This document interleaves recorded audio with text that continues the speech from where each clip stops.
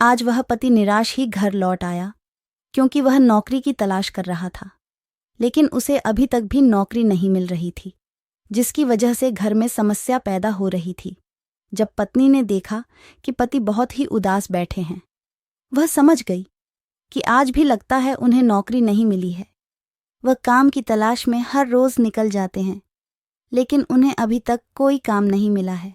जब तक काम नहीं मिलेगा, हमारी परेशानियां हमेशा ही बढ़ती रहेंगी। पत्नी कहती है कि तुम्हें परेशान होने की जरूरत नहीं है। अगर नौकरी अभी तक नहीं मिली है तो इसमें सोचने की कोई बात नहीं है। समय के अनुसार वह मिल जाएगी। जब पति बात सुनता है तो वह जानता है कि यह सिर्फ एक दिलासा है, क्योंकि जब तक मुझे नौकरी नहीं मिलेगी तब तक घर में समस्या आती रहेंगी, खाने की समस्या बढ़ती रहेगी और धन की ज़रूरत बहुत अधिक हो गई है, क्योंकि मेरे पास अभी तक कोई भी काम नहीं है।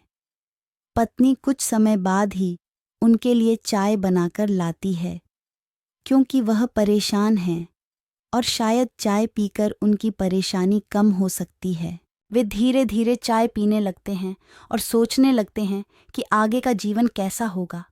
मुझे अभी भी नौकरी की तलाश करनी पड़ रही है। जो नौकरी मैं पहले करता था उसमें से मुझे निकाल दिया गया है, जिसकी वजह से यह समस्या आई है। लगभग 2 महीने बीत गए हैं और अभी तक कोई काम नहीं मिला है। जो धन हमारे पास था वह भी धीरे धीरे खत्म हो रहा है। पति ने चाय पी ली थी और वह फिर भी सोच में डूबे रहे। पत्नी उनके पास आती है और कहती है कि आपको सोचने की ज़रूरत नहीं है।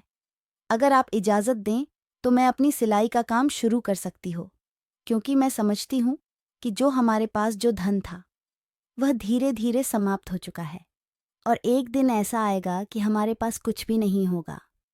अगर ऐसा ही चलता रहा तो हमें परेशानी का सामना करना पड़ सकता है। पति अपनी पत्नी की बात को समझ चुका था, क्योंकि वह जानता था कि वह सही कह रही है। वह पति अपनी पत्नी को काम के लिए इजाज़त दे देता है। वह सिलाई का काम घर पर ही रहकर शुरू कर सकती है और इस तरह पत्नी सिलाई का काम शुरू कर चुकी थी। 1 महीना बीत गया था।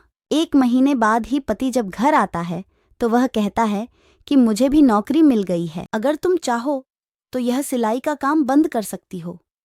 तभी पत्नी कहती है, बहुत सारे ग्राहक भी आ गए हैं, अब हम उन्हें मना नहीं कर सकते, आप नौकरी कर लीजिए और साथ ही मैं इस काम को जारी रखती हूँ, क्योंकि मुझे और घर में अधिक काम करने की ज़रूरत नहीं पड़ती है, इसलिए मेरे पास समय अधिक रहता है जिसके बाद काम कर सकते हो। दोनों मिलकर धीरे धीरे काम को करते हैं और एक समय ऐसा आ जाता है कि वह दोनों ही कामयाब हो जाते हैं।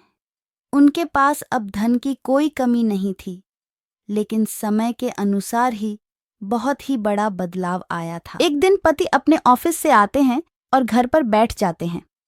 उसके बाद पत्नी उनके पास आती है और कहती है कि आज बहुत बदलाव आ गया है, समय बदल चुका है। एक समय ऐसा भी था कि हमारे पास कुछ भी नहीं था, हमारे पास कोई काम भी नहीं था, हमारे पास घर के खर्च के लिए भी धन नहीं था, लेकिन आज हमारे पास धन भी बच गया है। ये सब कुछ हमारी सोच पर है। हमें थोड़ा धैर्य रखना चाहिए।